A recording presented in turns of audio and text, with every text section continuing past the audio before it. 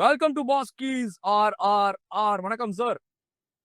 வணக்கம் பாலாவர்களே. Welcome in colour கண்ணாடி ஃபேன்ஸ் டு ஆர். நார்மலா ஃப்ளட் லைட்ல தான் கொஞ்சம் டிம் ஆகும். ஃபர்ஸ்ட் டைம் ரிவ்யூலே லைட் கொஞ்சம் டிம்மர் ஆயிருது. But it's okay. ஏதோ ஒரு எமர்ஜென்சி இருக்கீங்கன்னு புரியுது. ஆமா சார், கண்டிப்பா. Sorry for that.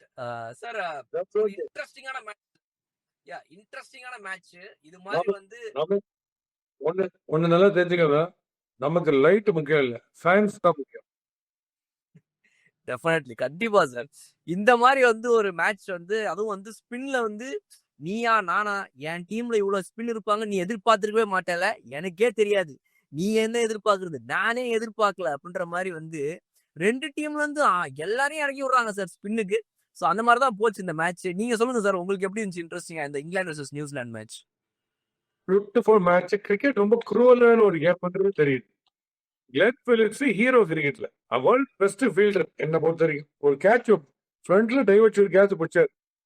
Cricket is very cruel game. ஏன்னா Glenn Phillips I rate him as the best fielder in the world. ஃப்ரண்ட்ல டைவர்ட் ஒரு கேட்ச் பிடிச்சார் பாத்தீங்களா? அந்த மாதிரி கேட்ச் எல்லாம் எனக்கு தெரிஞ்சு மீதி பேரும் ட்ரை பண்ண உண்டு. ஃப்ரண்ட்ல divert descending delivery catch descend entry, அதுல போய் ஃப்ரண்ட்ல த்ரோ பண்ணி மைல்டா டு த ரைட் அந்த கேட்ச் பிடிச்சதுக்கும் சரி, அவர் ஆடுற பேட்டிங் குவிக் ஃபயர் அவர் 30-40 அடிக்கிறது அதுவா இருக்கட்டும், எல்லாம் நல்லா இருந்துட்டு நல்லாவும் போலிங் போட்டு ஃபர்ஸ்ட் பால்ல ஒரு விக்கெட் எடுத்துட்டு கடைசியில ஒரு வில்லனா மாறினார் பாத்தீங்களா? அதாவது கிரிக்கெட் வந்து அவ்வளவு குளோரியஸ் அன்சர்டன்டிஸ்ன்றது கரெக்டா இருந்தது. அதனால பிலிப்ஸுக்கே பல்பு.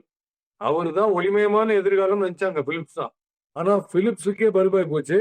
இங்க ஜாக்ஸ் கிங் ப்ரூவ் பண்ணிட்டார் இந்த டீம்ல. So where there it's a Will Jacks there is a way அப்படின்றதுதான் ஒரு ஓவரால் சமேஷன் இந்த ஹோல் கேம்.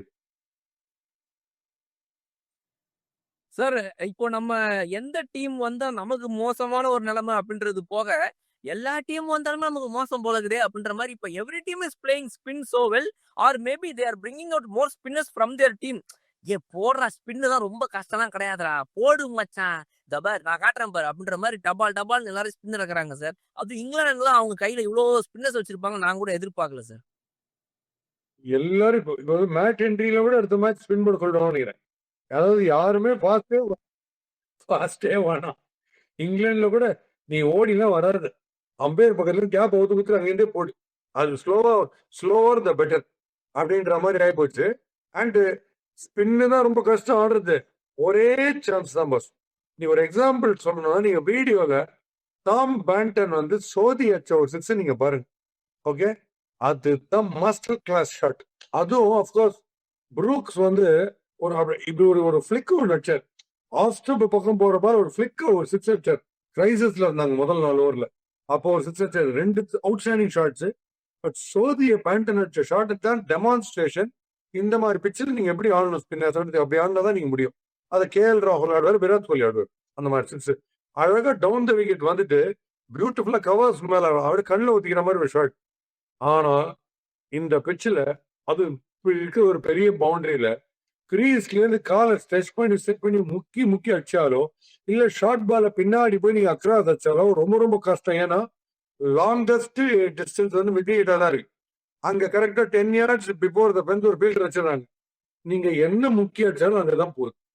இறங்கி வரும்போது என்ன, அது உடம்பு பாடியோடைய மொமெண்டம் இருக்கு, அதுல ஒரு பாதி சப்போர்ட் இருக்கிறதுனால அது அடிக்கும் போது டைமிங் பர்ஃபெக்டா போயிடுது வெளியில. ஸோ ஃப்ரம் த கிரீஸ் ஆடினீங்கன்னா நீங்க கான்கர் பண்ணவே முடியாது. வில் ஷாக் அடிச்சார் பாருங்க சிக்ஸ், கட்சி 4 ஓவர் இருந்துச்சு. இறங்கி வந்து அந்த கிளென் பிலிப்ஸ் ஒரு ஓவர் 22 ரன் போச்சு பாத்தீங்கன்னா, அது அவர் அடிச்சது. பிலிப்ஸ் இவரு வில் ஜாக்ஸ் இறங்கி ஒரு பியூட்டிஃபுல்லான ஒரு சிக்ஸ். அங்கதான் கம்ப்ளீட்டா ஹோப் போச்சு அவங்களுக்கு அந்த அடிச்சாட்டி. பிளஸ் இந்த ரேயான் ஆல்மட்னு ஒரு ஆடினார் பாத்தீங்களா கிரிக்கெட் தலைவா, வேற லெவல் மாவுத். அவர் இப்பயே போய் நான் கை குத்தணும்னு பாக்குறேன். என்ன கான்பிடன்ஸ், என்ன அப்ரோச் பாஸ் கிரிக்கெட்ல. Is given the last 19th over to bowl. He bowls leg spin and he takes 2 wickets. கடைசி குரூஷியலான ஸ்டேஜ்ல பேட்டிங் அனுப்புறாங்க. ரிவர்ஸ் ஸ்வீப் இந்த பக்கம் மடிக்கி அடிக்குது, ஸ்ட்ரெயிட் அடிக்குதுன்ட்டு எவ்வளவு பெரிய பிளேயர் பாஸ் அவரு. பெரிய சினாரியோல ரொம்ப பாப்புலரோ இல்லாத ஒரு ஆள் அந்த Rehan Ahmed. Outstanding cricket boss. கடைசி 5 ஓவர்ல ப்ரொஃபஷனலிசம் என்னன்றதை காமிச்சாங்க. ரொம்ப பியூட்டிஃபுல்லான ஒரு மேட்ச். சார், இந்தியனுடைய பெஞ்ச் ஸ்ட்ரென்த் வந்து சூப்பரா இருக்குதுன்னு கூட நம்ம பார்க்கலாம் சார். பிகாஸ் இப்போ 1-2 ஸ்விட்ச் பண்ணாலே இங்கிலாந்து டீம் எப்பவுமே பிரச்சனையா இருக்கும். இவர் இல்லன்னா அவர் இல்ல, இன்ஜுரி இந்த மாதிரி நிறைய பிரச்சனை எப்பவுமே இருக்கும். பட் ஃபார்ச்சுனேட்லி இந்த தடவ அவங்களுக்கு இன்ஜுரிஸ் கன்சர்ன்ஸ் இந்த டோர்னமெண்ட்ல பெருசா இல்ல. அத நல்லா டாக்கிள் பண்றாங்க. ஒரு ஓவர்டன் இல்ல. ஓவர்டனுக்கு பதிலா எனக்கு இப்படி ஒரு பிளேயர் வேணும் அப்படின்னு ஒருத்தர் உள்ள கொண்டு வராங்க. அவரு வந்த உடனே சூப்பரா விளையாடுறாருன்ற இந்த மாதிரி விஷயங்கள் எல்லாமே ப்ரூவ்ஸ் தட் இங்கிலாந்து இந்த வருஷம் வந்து ஒரு மிகப்பெரிய ஒரு முடிவோடு தான் இருக்காங்க போல sir. True, very true. England கையில இந்த மேட்ச் இல்லவே இல்லை பார்த்தவங்க செத்து சுண்ணாம இருந்தாங்க அவங்க.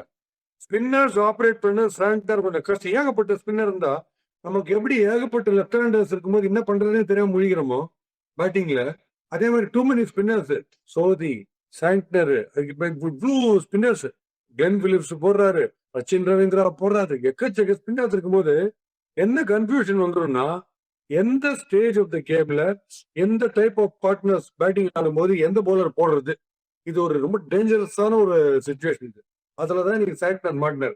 அதனால ஒரு விஷயம் நல்லா தெரிஞ்சுக்கணும், அப்சல்யூட் ஸ்பின் ஓரியன்டட் பிட்ச்னா கூட சஹல் மாதிரி போலர் கூட நீங்க 19th ஓவர் கொடுக்கலாம். ஏன்னா பாலை தூக்கி பேட்ஸ்மேன் கிட்ட போட மாட்டாரு, தனக்கே போட்டுப்பாரு. பேட்ஸ்மேன் இறங்கும் போது batsman it is leaving the batter. Majority எல்லாரும் அக்ராஸ் தான் போவாங்க.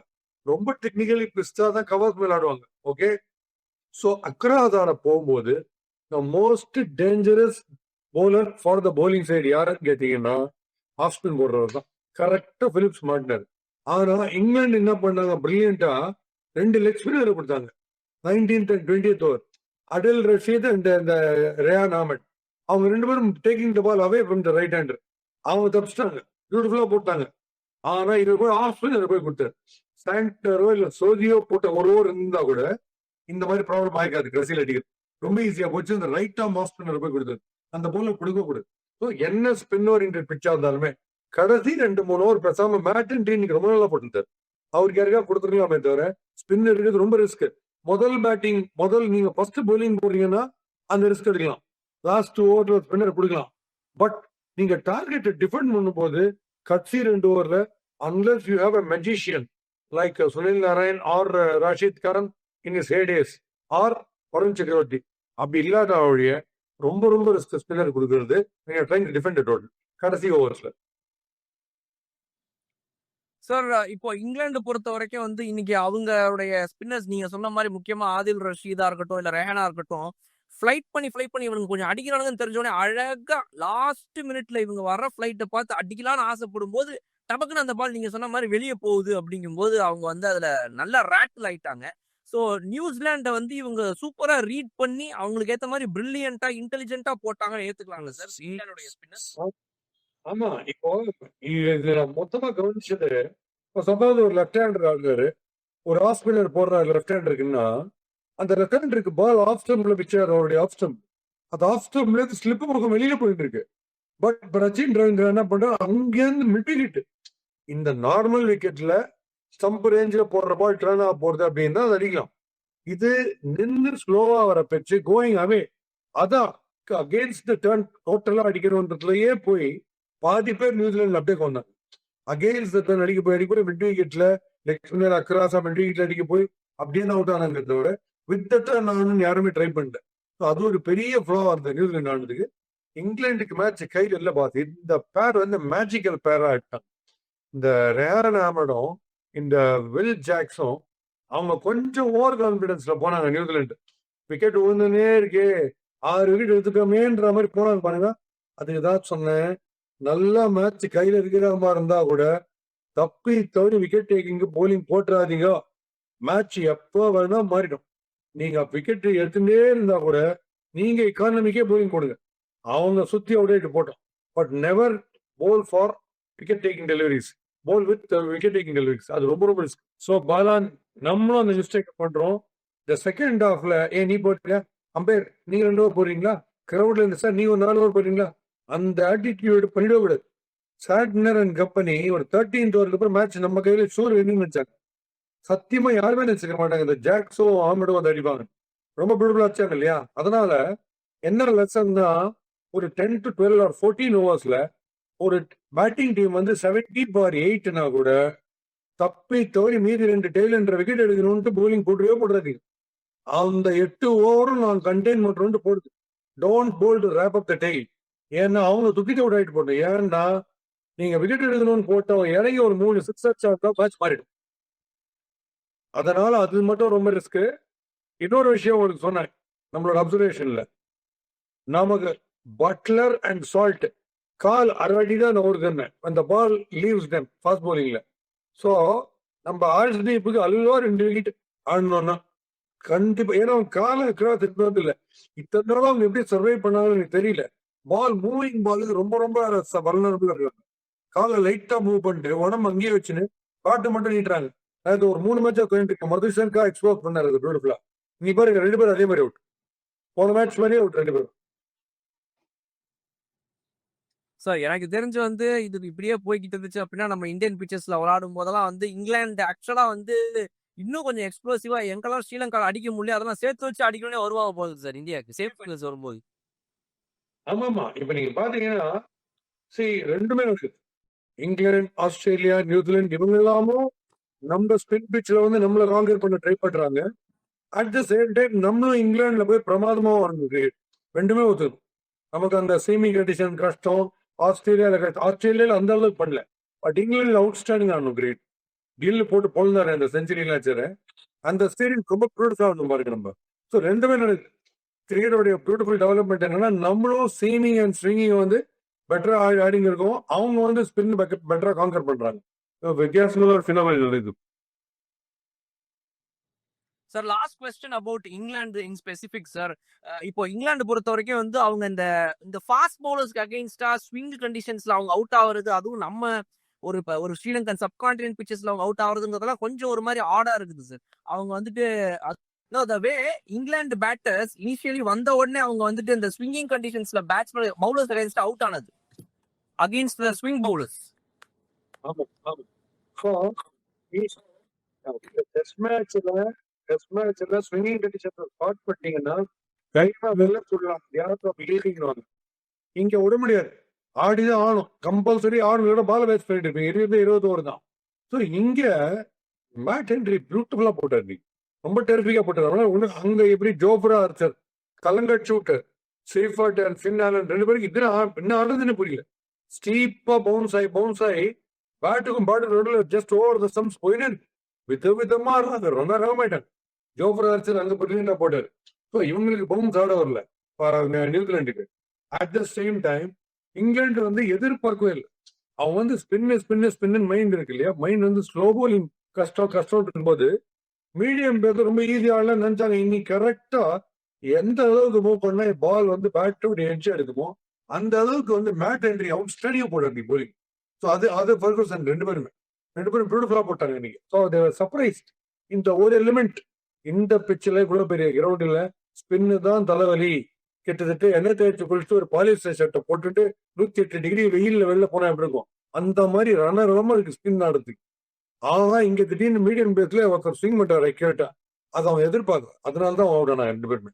பட் டெக்னிக்கலி நீங்க பாத்தீங்கன்னா போன மதுஷங்கா போட்ட வந்து மைல்டு மூவ்மெண்ட் பால்ல, ஹெவி ஸ்விங் இல்ல, மைல்டு மூவ்மெண்ட் பிச்சிங் ஆன் நிக்கன் போய் பட்லர் ஆகட்டும் ஸ்பார்க் ஆகட்டும் 2 பேருமே அந்த பால். ரைட் சார், கண்டிப்பா நம்ம வந்துட்டு அடுத்தடுத்த மேட்சஸ் வெயிட் பண்ணி பார்ப்போம். இன்னும் எவ்வளவு இன்ட்ரெஸ்டிங்கா போக போகுது அப்படிங்கறத. இந்தியாவுக்கு வந்துட்டு ஒரு நல்ல டாஸ்கா இருக்கும்னு நினைக்கிறேன். Super sir. ஓகே, அந்த உங்களுக்கு 2 டாபிக் தந்தோம் கம்ப்ளீட்ல புரிய போகுது. அது இல்லைன்னா வந்துட்டு இந்த வீடியோவே முடியாது சார். நான் அடம் பிடிப்பேன். ஆமா, அதாவது முகமது அமீர் அவங்க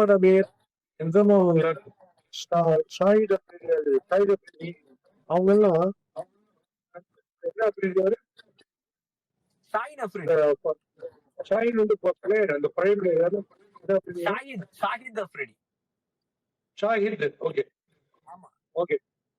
இந்த ஒப்பாரி கும்பல் அந்த முகமது அமீர், இன்சமா முகமது, ஷாஹித் இந்த கும்பல் இருக்கு. இவங்களுக்கு நான் ஒரு ரிக்வெஸ்ட் பண்ணுவேன்.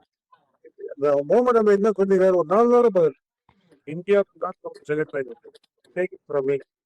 ஆக்சுவலா அவர் என்ன பண்ணுவாரு, இந்தியா கப் வச்சு அப்ப கூட India will win the cup. India has won the cup, but we will not come to semi-final.